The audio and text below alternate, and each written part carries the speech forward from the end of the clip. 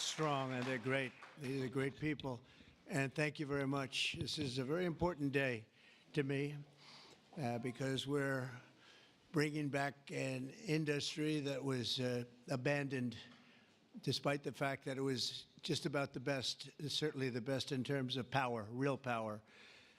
And I'm very honored to be doing this. Other countries went to beautiful, clean coal, and they've stayed there for many years, like China.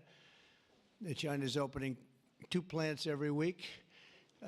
Germany went green, very green. They went so green they almost went out of business. Germany was finished. They went to wind. The wind wasn't blowing too much.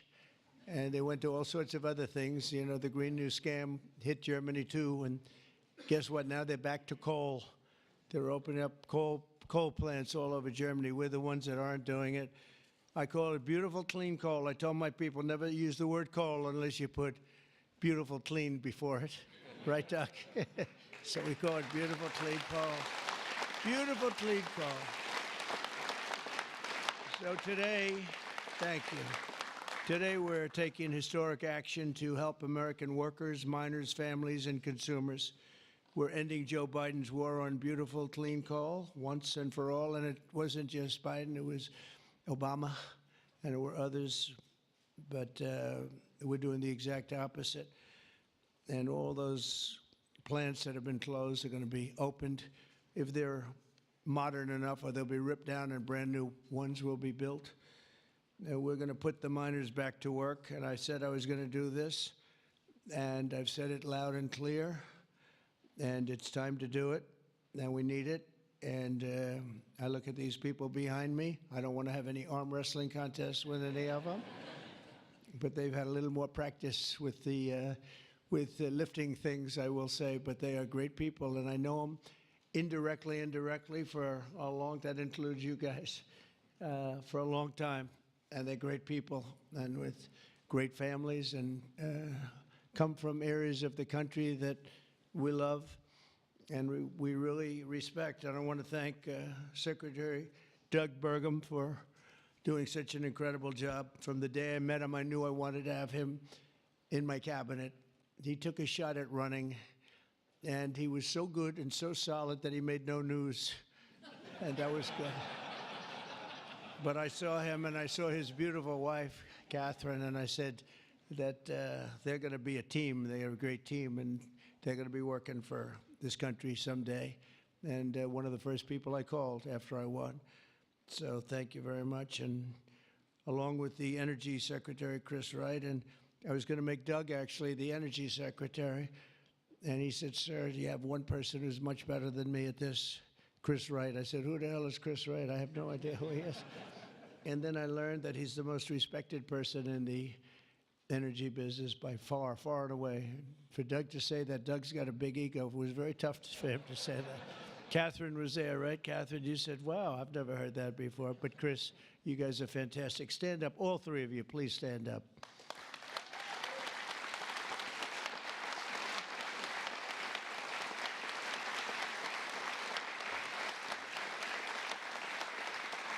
Right.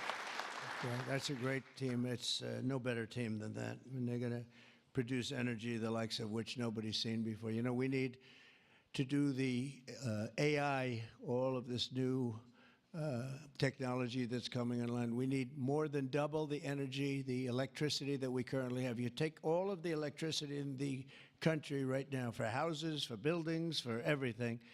We need to more than double it to be number one. We're now way ahead of everybody at AI. China's in second place, but way behind. And they're going to be producing a lot of energy and a lot of electricity for this. And so are we, and we're going to get approvals very fast. And I would say the man that's almost comparable to you in terms of the importance to this, maybe he's even more comparable, I hate to tell you, a guy named Lee Zeldin, who's a friend of mine for a long time. He was a great...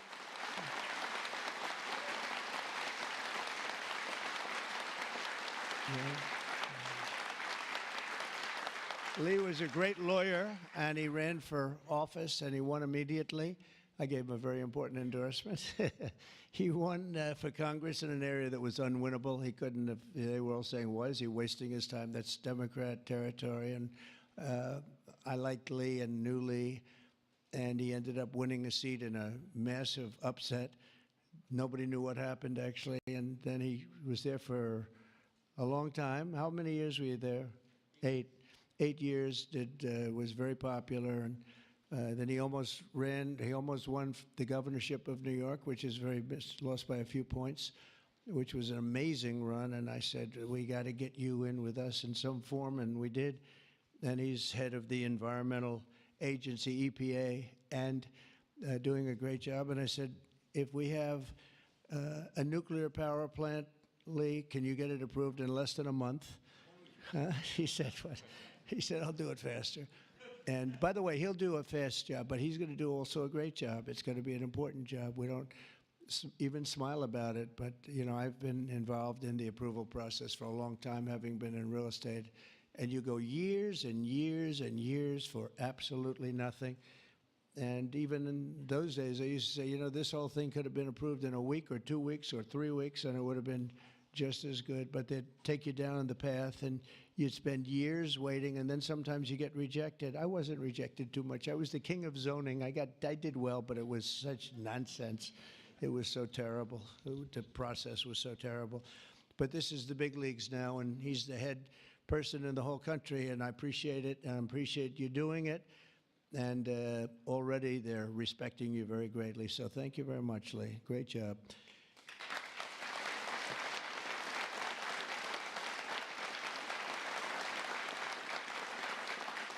So we have a lot of senators and congressmen and women, and I'm going to just introduce the ones that I see here. Because you know, it's always a problem when I do this, because I leave 1 or 2 out, and that's the end. I never get their vote again. I never get their vote. It takes years to recover, but we'll give it a shot, because Senator John Barrasso, who's my friend and a great gentleman. Thank you very much, John, for being here. Thank you, John. Cynthia Lummis, fantastic woman who believes like I do, and she believes like I do in these people, right? She believes in them maybe even more than I do. That's pretty good from day one. Thank you, Cynthia. You're doing a fantastic job. Kevin Kramer, my friend. Where is Kevin? Because Kevin, I think he was here, because he had a problem, and I just will pay my respects. He wanted to be here so badly, but he had a difficult problem that he's working through, and we all love Kevin. John Hoven. John, thank you very much. Thank you very much. Go ahead. Steve Daines. Thank you, Steve. And Steve is a picker of great candidates, like he picked a guy named Tim Sheehy, who's here. Where's Tim? Where is Tim? Thank you, Tim. And Tim Sheehy has turned out to be a wonderful senator, and that was your pick. And we went with it, and you were right. And we have a great one in Tim, so thank you, Tim, and thank you, Steve. Shelley Moore Capito. Shelley, thank you very much. West Virginia, from West Virginia, she has to like, you have no choice. Even if you didn't like it, you have to like all, right? But they were doing a number on you. They were doing a number on you with the coal stuff, and you have not only coal, but you have among the best coal anywhere in the world, so thank you very much. A friend of mine for a long time, I'm the one that got him to change his religion, in a sense. He changed the party. He went from a Democrat. I said, Jim, you're not a Democrat.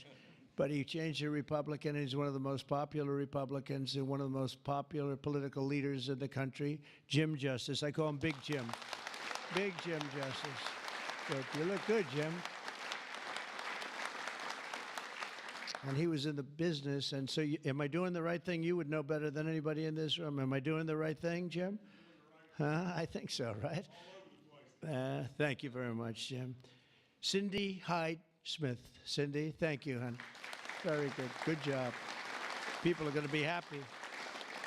And all friends of mine. Mike Lee. Mike, thank you very much. We have a lot of people from Congress, congressmen and women, representatives. Morgan Griffith. Morgan, thank you. Thank you very much. Bruce Westerman. Bruce, thank you, Bruce. Bob Latta. Bob Latta.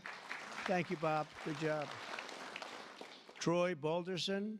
Troy, haven't seen you in a long time since that early race. I endorsed him before anyone knew who he was, and he ended up winning. That was another surprise, right? That was a long time ago. Yep, you're doing a great job. Thank you very much, Troy. Carol Miller. Carol, thank you. Carol, West Virginia. Riley Moore. Riley. Hi, Riley. Thanks. Mike Boast. Mike, thank you very much. Troy Downing. Troy, thank you. Oh, he has something. What is it, coal? Is there coal in that bag? Huh? Even better, it's clean coal. I like it. I'll take it right now. Thank you very much. Hal Rogers. Hal, thank you. Thank you, Hal. Andy Barr. Thank you, Andy. Good luck with everything. I hear good things. Troy Downing. Troy, thank you, thank you, thank you. Thank you very much, Troy. Hal Rogers. Oops. Harriet Hageman. Harriet. Hi. How are you, Harriet? We just left Harriet. This is one of the finest attorneys you will ever see. I have seen her in action, and she is brutal. I never want her against me, that I can tell you. Dan Muser. Dan. Thank you, Dan. Thanks, Dan. Good job you're doing. Wesley Hunt, my friend, too. Wesley, great. I love your commercial. Pete Stauber. Pete, thank you, Pete. Great hockey player he was, right? Great hockey player. And a great gentleman just broke the record of Wayne Gretzky. The great one is Wayne Gretzky, but we have another great one, too, huh? Just broke the record. It was great. Governor Greg Gianforte. Greg, nice seeing you. Good, Greg. Thank you very much, Greg. Bill Lee. Bill, thank you very much. Patrick Morrissey, West Virginia, just got elected. Mark Gordon. Mark, thank you. Thank you very much. And we have a lot of others, and I'm in trouble because I don't know. I got 5 or 6 others that I see quickly, but I'm just not going to do it. Don't hold it against me, because we have to get back to the most important people in the room, these people. You know that, right?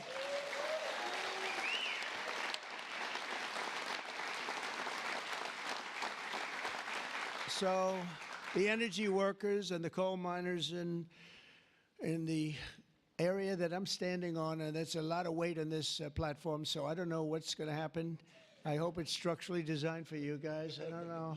But we have just really well-deserving, great American patriots, and it's such an honor to be here and making such a big move, such a bold move in energy.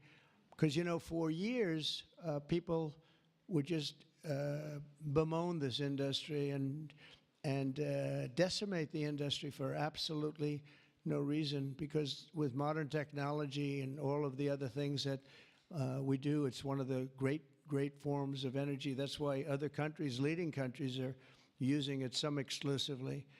For 4 long years, Joe Biden and congressional Democrats tried to abolish the American coal industry. They did everything in their power while he was awake, which wasn't much, shutting down dozens of coal plants, banning coal leases on federal lands, and putting thousands and thousands of coal miners out of work, destroying their lives, actually, destroying their lives. I'll never forget when I went to West Virginia, which I won by 48 points, I think, right? Big Jim, I won by 48 points. But in the first campaign, where Hillary Clinton was about 4 states too early, and she was talking about how bad coal was and how they were going to teach coal miners how to make widgets and gadgets and technology, which they didn't want to do. They want to mine. One thing I learned about the coal miners, that's what they want to do. You could give them a penthouse on Fifth Avenue and a different kind of a job, and they'd be unhappy. They want to mine coal. That's what they love to do. And she was going to put them in a high-tech industry where you make little cell phones and things. I don't know. Do you think he'd be good at that? I don't know. I would be. You don't want to be. And she was brutal about 3 weeks before, but then she had a problem. She went to West Virginia looking for votes, and that was a bad situation. You remember that? And there was a coal miner around the table with his family, and he was in tears because of what they had done to him and his family. And I hope he's still around, but that man made quite an impression on the world and the public. And we ended up winning in a great election, but we ended up winning by a lot. The Democrats' Green New Scam killed jobs and sent prices soaring here in America. But meanwhile, China opened 2 coal plants every single week, and other countries likewise went very strongly back into coal. Some of them never got off. Those are the ones that didn't have the problems. The Biden energy policy was to put America last. We want to be last. We got to be last. Not a good policy. Under my administration, we're putting America first. It's very simple. America's always going to be first. On my first day in office, I terminated the Green New Scam. I declared the national energy emergency and withdrew from the unfair, one-sided, and extremely costly to the United States only Paris Climate Accord.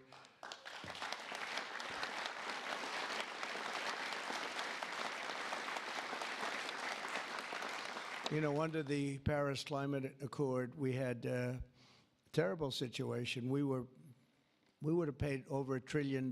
Think of it, over $1 trillion. And Russia was paying almost nothing. Russia had a 1992 standard. China was paying nothing. China didn't kick in until 2035. This was 5 years ago. So they didn't kick in for many years. India had no standard whatsoever. But we had the highest standard you could imagine, and we had to start paying from day one, and we had to pay lots of money. We paid for everything. So I was not a big fan of the Paris Accord, and I let it be known, and I got out of it early. Then they went back into it, and now we get back out of it.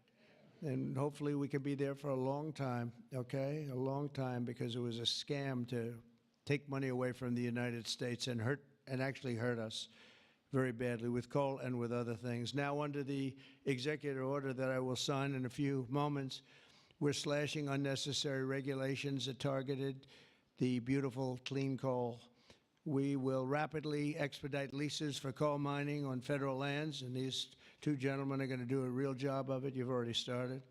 And we'll streamline permitting. We will end the government bias against coal, and we're going to unlock the sweeping authorities of Defense Production Act, the Defense Production Act, to turbocharge coal mining in America. They made it impossible.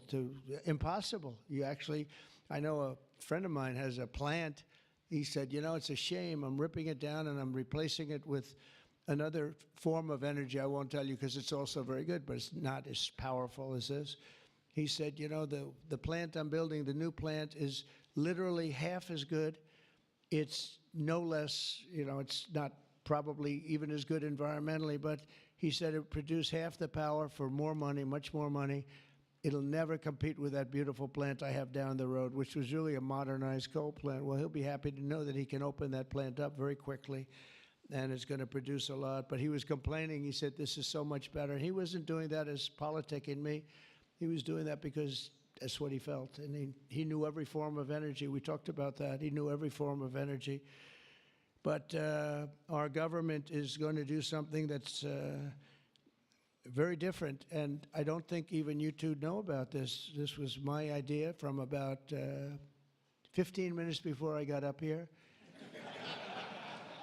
We're going to guarantee that we have a strong business for many years to come, that your coal companies and your miners don't get all excited about their jobs, and then should a radical left liberal become president, they end the business right away, and somebody's built a plant and spent hundreds of millions of dollars in building a plant, and the plant is going to be closed because a Democrat got in or a liberal got in. They're opposed to coal, and Republicans are very much for it, clean coal. And we're going to give a guarantee that the business will not be terminated by the ups and downs of the world of politics, So should somebody come in to this very important office and say, oh, well, you spent hundreds of millions of dollars and you guys have given up your life because you want to be in coal, and then all of a sudden you don't have a life anymore because it's what you know the best? That's not going to happen. We're going to give a guarantee that it's not going to happen, so that if somebody comes in, they cannot change it at a whim. They cannot just going to go. They're going to have to go through hell to close you up. All right, so that's pretty good. We're going to give that in the form of a guarantee that we're writing on right now structurally and from a legal standpoint. So your investments are going to also be protected.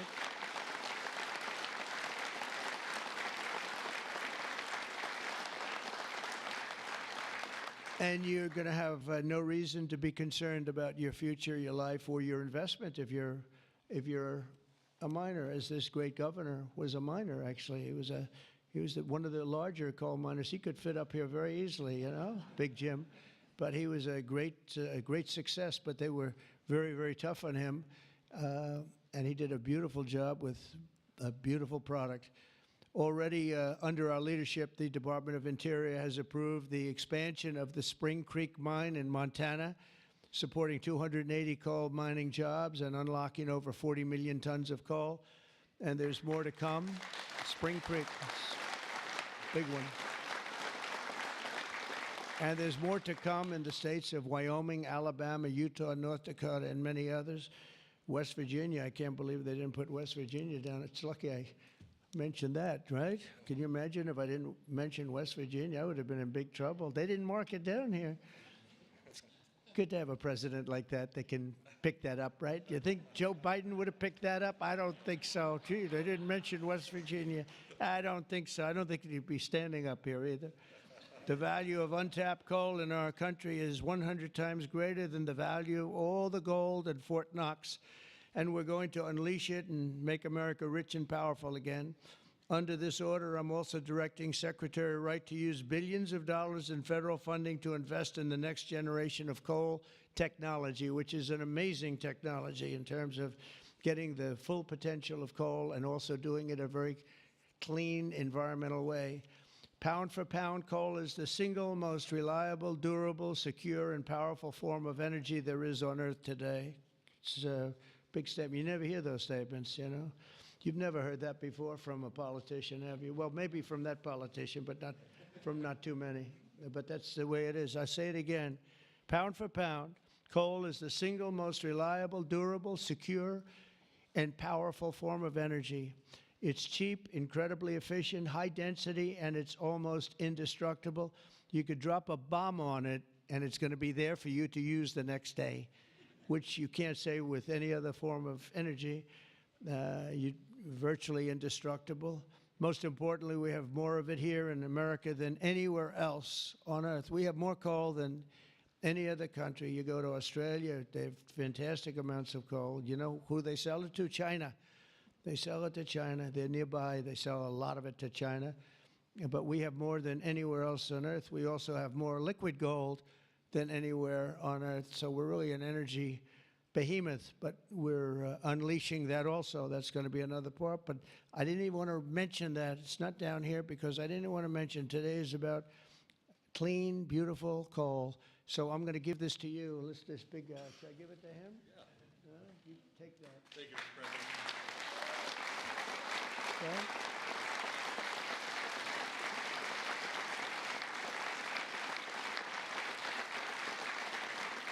For example, we believe it's possible to extract enormous amounts of critical minerals and rare earths, which you know we need for technology and high technology in the process of coal mining, making in America the mineral superpower of the world, actually.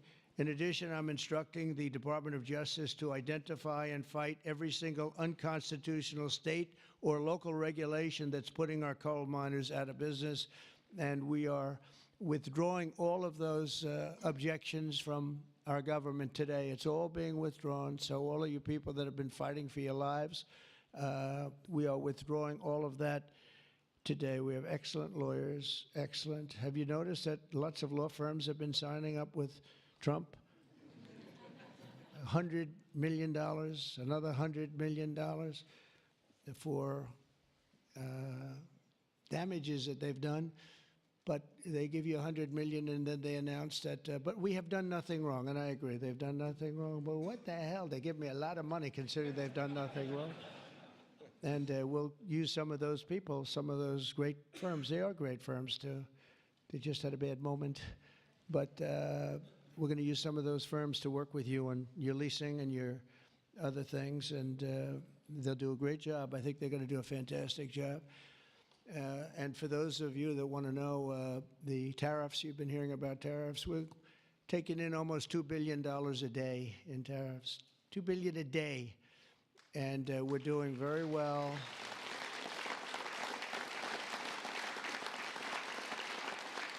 And we're doing very well in making, I call them tailored deals, not off the rack. These are tailored, highly tailored deals. Right now, Japan is flying here to make a deal. South Korea is flying here to make a deal, and others are flying here. I mean, my only problem is I'm not sure I have enough. We're going to have to use those great law firms, I think, to help us with that. But we're going to probably do that, actually. We're going to use them, and we're getting them for the right price because we need a lot of talent. We have a lot of countries coming in that want to make deals. If I told them about making those deals 2 years ago or 3 years ago or 5 years ago, they'd be laughing at us. Now they're all signing up. Mike, you know that. So it's going to be a great thing, but we're think of that, $2 billion a day. That's a lot of money. That's a lot of money even in the coal business, isn't it, huh? It's a lot of money. And America's going to be very rich again very soon. You're going to see that happening. You see it all along. And it's so that whole situation that, you know, it was somewhat explosive. But if we didn't do that, we wouldn't be talking the way we're talking right now. It's been amazing what's happened. Sometimes you have to mix it up a little bit, but we've had great consideration. We've had talks with many countries, over 70. They all want to come in. Our problem is can't see that many that fast. But we don't have to because, as you know, the tariffs are on and the money is pouring in at a level that we've never seen before. And it's going to be great for us. It's going to be great for other countries. We've been ripped off and abused by countries for many years with the tariff situation. They've used tariffs against us. We didn't use tariffs against them or in any way. I mean, we just didn't use them of any monumental proportion. And so we are doing it now. We have tariffs on cars. We have tariffs on lumber, tariffs on steel and aluminum. Steel plants are going up because of it all over the country. We have 25% tariffs on steel and aluminum. And I think the steel workers like me even more than the coal miners like me. I'm pretty sure that that's true. We have, instead of having no steel business, I put them on originally in my first term. We wouldn't have had one steel mill in the United States if I didn't do that. And now we upped it, and we not only are we taking in a lot of money, but we're protecting our workers, our steel workers. We're protecting our steel industry. And one thing you know, that steel and things like steel you need, because you need it from a defense standpoint. You need steel for your tanks and your planes and your everything. And certain industries you can get away with not having, but others you need, and steel is one you need. So I want to let you know that's in full force and effect. And literally, as we speak, I spoke to executives in the steel industry over the last few days, and they're all coming in to build plants in the United States of America, because if you build them in the United States, you have no tariffs to pay. There are no tariffs to pay, zero. If you build them outside using outside labor and hurting our businesses, and you send your product in, you have to pay a price for that, and they will be having tariffs, as you know. It's an amazing thing. This has been something used against us for many years by other countries, China in particular, but others, not just China, others, and taken advantage of us, ripped us off, and left us for dead, frankly. And I believe if I didn't become your president, I believe that this country would have had problems like they've never had before, because it was serious damage in so many other ways, not only the border where people came rushing into our country from prisons and jails and mental institutions, murderers, drug dealers, and some vicious, vicious criminals. 11,088 murderers came into our country. We have to get them out. We're getting them out. 11,088. Of that number, half committed murder on more than two people. More than two people.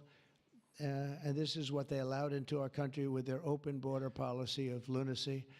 And we're taking care of that just like we're taking care of you today. We're taking care of that. I want to thank Christine Noem and Tom Homan for doing an unbelievable job. The whole thing is, what the job they're doing is incredible. It's really an unforced error. It should have never happened that we have to be spending such time and resources, Mr. Senator, right, on getting people out of our country that shouldn't be here. I mean, literally from mental institutions, insane asylums were opened up and emptied into our country. Prisons from all over the world, not just South America, prisons from, think of this, from Africa, the Congo, a lot of people from the Congo, prisons in the Congo, prisons from Asia, from all over were opened up. And I knew that when I heard it was an open border policy. I said, if you do that, every country is going to be dumping people that they don't want into our country. And that's what's happened, but we're cleaning it out. And the courts, we had a good decision, as you know, from the Supreme Court, allowing us to do that. We have judges that didn't want us to do it. We have judges that wanted the very evil gang members from Trendy, Araqua, and MS-13. They didn't want them taken out of the country and put in very powerful prisons. When you look, you've all seen those clips, pretty amazing clips. But I want to thank El Salvador. They've done an incredible job. But we've been fortunately winning those cases. But we have judges that are out of control that say, oh, bring them back, bring them back. We don't want them back. We don't want them back. Can you imagine? You spend all of that time, energy, and money on getting them out, and then you have a judge that sits there, a local judge who sits there, federal judges, sit there and says, no, no, bring them back. One was brought back, or they want to bring him back because he wasn't a member of Tren de Araqua. He was a member of MS-13, which is just as bad. So they misidentified him, but it sounds to me like he was a member of MS-13, so they want him brought back because he wasn't treated properly.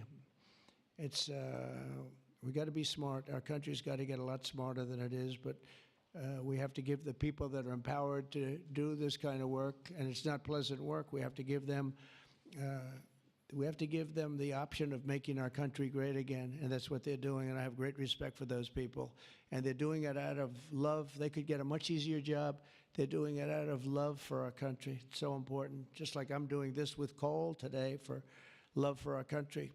Earlier this afternoon, I signed another executive order to strengthen our electric grid by ensuring that coal-fired power plants are always available to meet surging demand for electricity. Unlike wind and solar, coal plants can run 24 hours a day in rain, sleet, or snow, and you will not be subject to the incredible blackout situation that's taking place in California, where they have blackouts all the time. It's an amazing thing with California. They have blackouts and brownouts at levels that nobody's ever seen before. And all they want to do is keep going the way they're going. And they're doing a very poor job.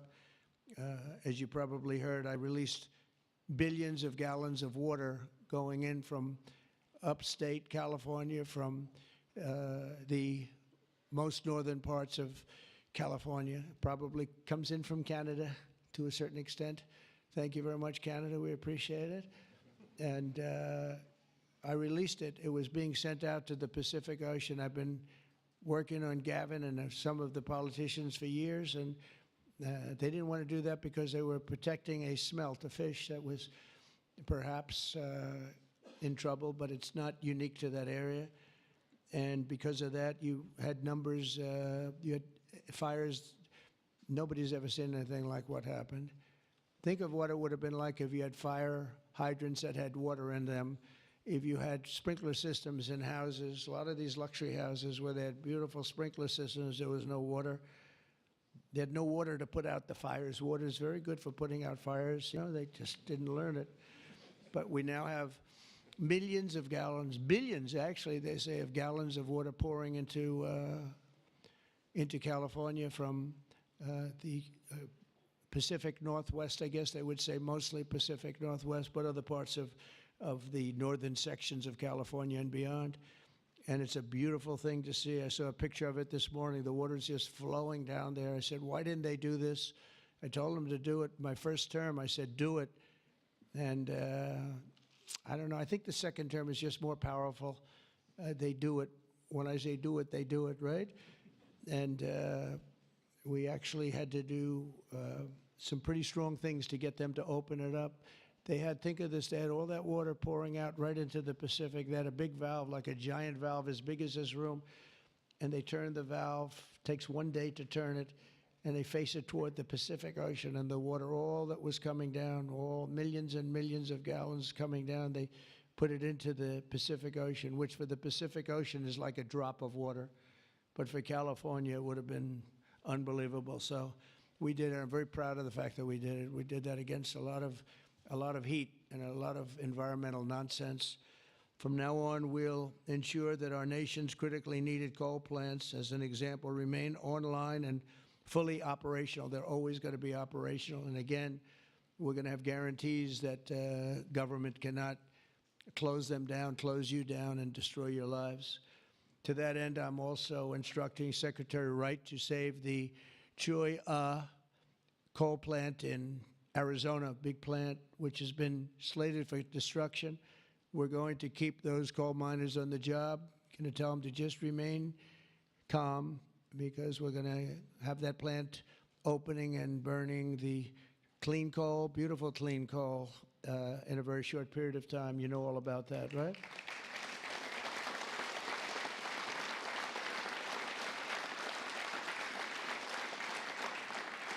That's a big one. As part of our historic deregulatory efforts this afternoon, I'm also granting immediate relief to 47 companies operating 66 coal plants, very big ones all over the country, recusing and making them available for coal production almost in the immediate future. But we're going to be crushing Biden-era environmental restrictions. These are restrictions that made it impossible to do anything having to do, frankly, with energy, even beyond coal. It's really beyond even coal. We have clean air, we have clean water, and now we have clean coal. And at the same time, we're going to do other things and with other forms of technology and also energy, like our country has never really seen before and never been known to do before, because of all sorts of restrictions having to do with the Green New Scam, which, by the way, was devised by somebody that never even studied. You know that? They never even studied anything to do with the environment. It was a young congresswoman. She came up with the idea. And based on that, I guess we only have, well, actually, we should have all been gone, because they gave us only a few years left on Earth, right? Right, Greg? We were going to be gone. We're all going to be gone. The environment, no. What they have to worry about is the nuclear heat.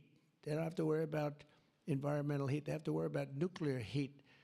And if we're smart, we're working on that right now with others having to do with Iran and some other countries. But that's the heat you're going to have to worry about.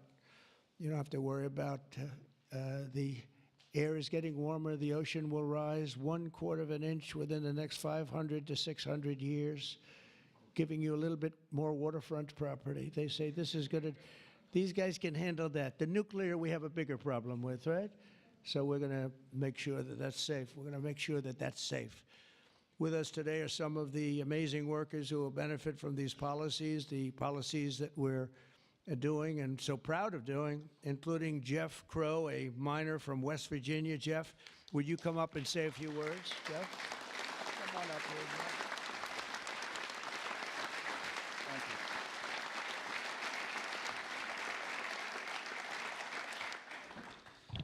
Thank you. Good afternoon, Mr. President. I want to first thank you for having me and my fellow miners here. It is an honor and a privilege to be a part of today's events.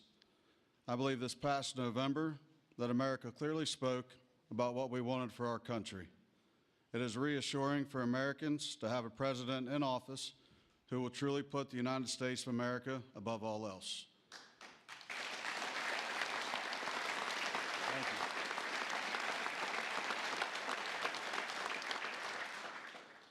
With putting America first, you have spoken numerous times about energy independence. I believe most don't understand the importance of that. Coal is one of the major factors in energy independence and accounts for a large portion of America's energy. Coal is one of the most reliable and cheapest forms of electricity. For too long, coal has been a dirty word that most are afraid to speak about. Most of those that would speak negatively about coal do so from an uneducated standpoint. Many are unaware of the engineering and technology that are used in today's mining to create a clean, energy-efficient product. All of this is done while using the safest practices in the industry. Speaking for West Virginia, coal provides approximately 50,000 jobs for those that work in the mines and the businesses that support them. It also accounts for over 50% of West Virginia's export product. To name a few, we employ engineers, teachers, physical therapists, accountants, truck drivers, high school and college graduates. All of these occupations and graduates have turned to the coal industry to provide a better way of life for them and their families. Everyone in our industry works long hours and days to provide a reliable energy product, and too many times it goes unnoticed. I've personally worked in the industry for 23 years. I choose to do this daily to provide my wife and children with the life that they deserve. Prior administrations have done all they could to eliminate the coal industry. Sorry, one second, I'm getting there. In my opinion, they have done so with an unethical and uneducated approach. But we are still strong, we are still here, and we are still needed in order to make America great again.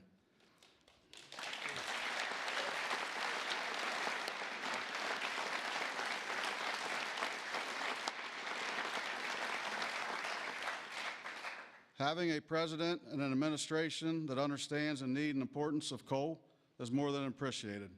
It gives the industry a form of reassurance to know that we have a president in place that supports us. From my family to the over 3,000 employees of ACNR, and for the coal companies, miners, and businesses throughout our great country that rely on the coal industry, we say thank you for your continued support.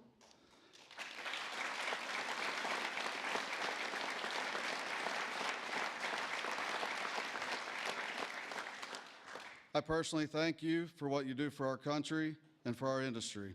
It has been my pleasure to be here today to help you usher in the golden age of America. That's great.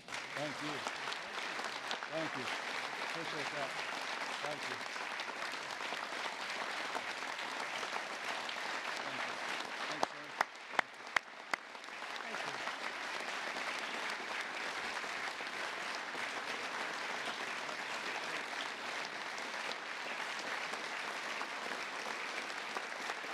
You did a good job.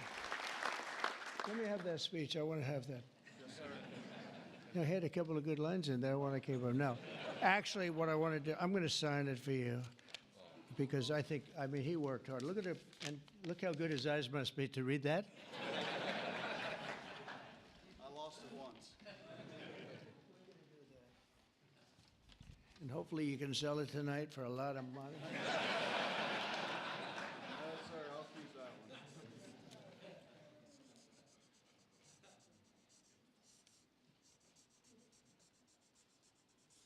That's great. Thank you very much.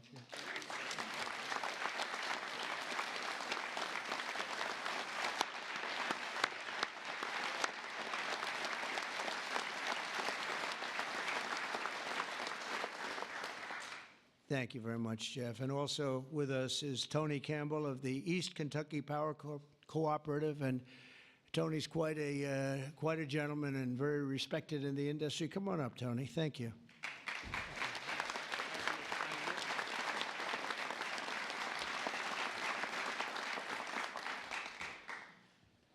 Mr. President, on behalf of East Kentucky Power Cooperative, the National Rural Electric Cooperative Association, and electric cooperatives across this America, thank you for your leadership to restore American energy dominance.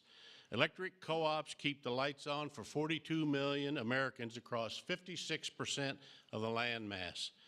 We are owned by the communities and businesses we serve and provide electricity to growing communities, new data centers, and manufacturing plants. Mr. President, electric co-ops are powering America, and we are proud to partner with you and your administration to power America into the future.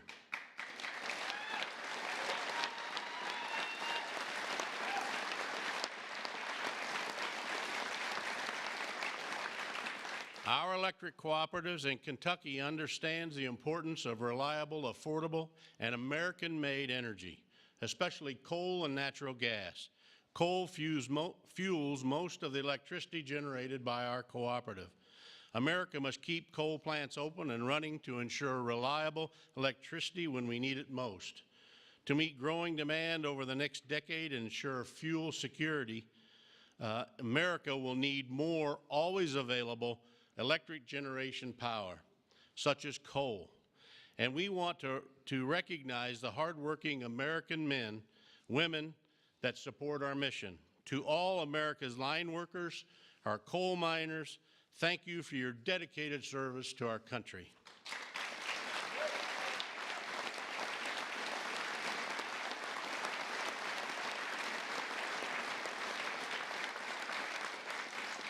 Affordable and reliable electricity is the cornerstone of our economy, especially American manufacturing. However, too many government leaders have pushed policies that have made our electric grid significantly less reliable and our energy too expensive. That begins to change now.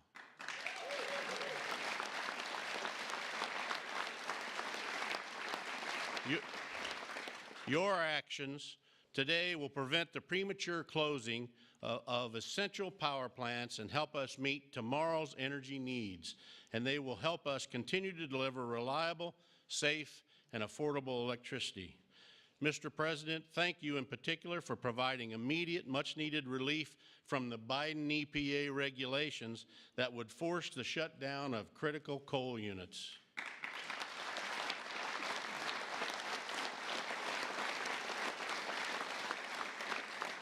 Finally, I want to say congratulations on the all-star energy team you've assembled. Electric co-ops have already been working with Secretaries Burgum, Wright, and Rollins, and Administrator Zeldin, and we are excited for all we can accomplish together. Mr. President, thank you again for your actions today and for your support for the electric cooperatives as we work to keep the lights on in America. Thank you, Mr. President.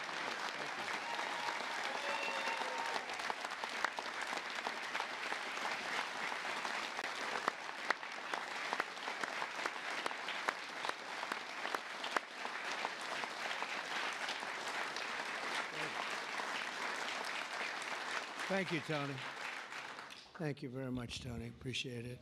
Every day under the Trump administration, we will continue to lower costs for American families, create jobs for American workers, and very importantly, unlock unlimited amounts of affordable American energy, including, as I said, and I'll say for the last time, beautiful, clean coal.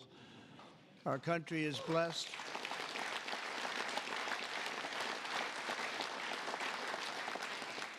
Our country is blessed with the most abundant natural resources on earth, as nobody has what we have. And we're going to use it, too. We're going to use it in a very responsible way. Together, we're going to tap that magnificent potential to give our people the glorious future that they deserve, better than they've ever had in the past. I mean, they had a good future, a little, if you look 20 years ago, they thought they had a good future, and it was ripped away from them, torn away from them with nonsense. And we're not going to let that happen. This is going to be a glorious future for them. And I want to thank everybody for being here. And I want to thank you and you and you and that whole group and our senators, by the way, and our great congressmen and women for being here in such a large number, because you've been helping us make these decisions. These are big decisions, and this is a really big one. And this is one that's going to be, I think we're going to look back and with great pride at what we've done today, not just in putting people to work, but at really reawakening our country. And thank you very much, and thank you all for being here. Thank you very much. Thank you very much.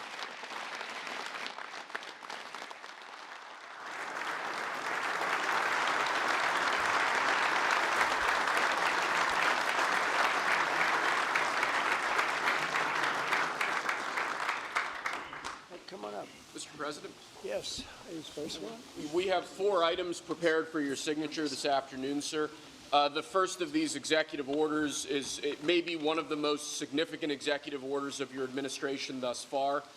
This directs all departments and agencies of the federal government to end all discriminatory policies against the coal industry. This ends the leasing moratorium that prevents new coal projects on federal land, and it's going to accelerate all permitting and funding for new coal projects to allow the coal industry to flourish under your leadership, sir. That's great. Thank you.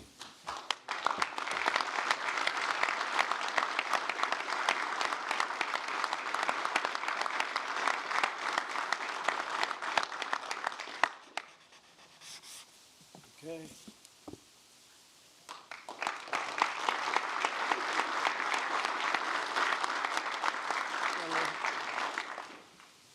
Sir, there are currently dozens of coal plants in America that are in imminent danger of being forced to close based on unscientific and unrealistic policies enacted by the Biden administration. What we're going to do is essentially impose a moratorium on those policies taking effect to protect coal plants that are currently operating, to ensure that they're able to continue producing power and continue providing jobs to Americans in the coal industry. Great. Thank you very much.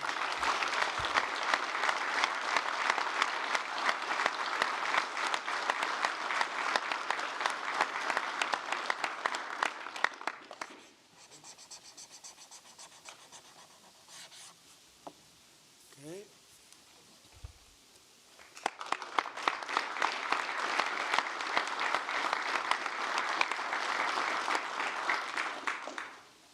Sir, you've made grid reliability and security a key focus of this administration.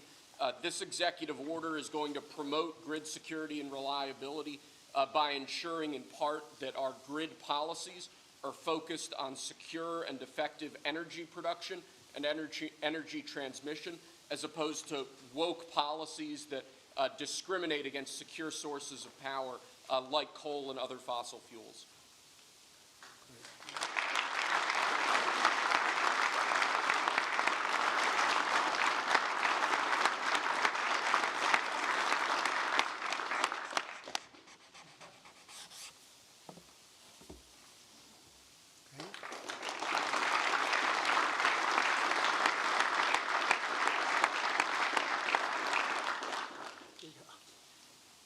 Lastly, sir, one of the biggest problems we have in this space is Democrat states, radical leftist states, enacting policies and enacting an agenda that discriminates against coal, against secure sources of energy. Many of these policies are unconstitutional and illegal, and with this executive order, you're going to be instructing your Department of Justice to vigorously pursue and investigate these state policies that we believe are illegal or unconstitutional. Good. Thank you.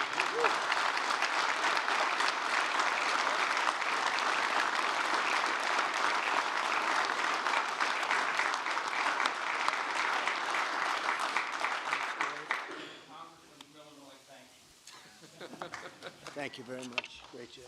He went to Harvard when Harvard was good. It was a while ago.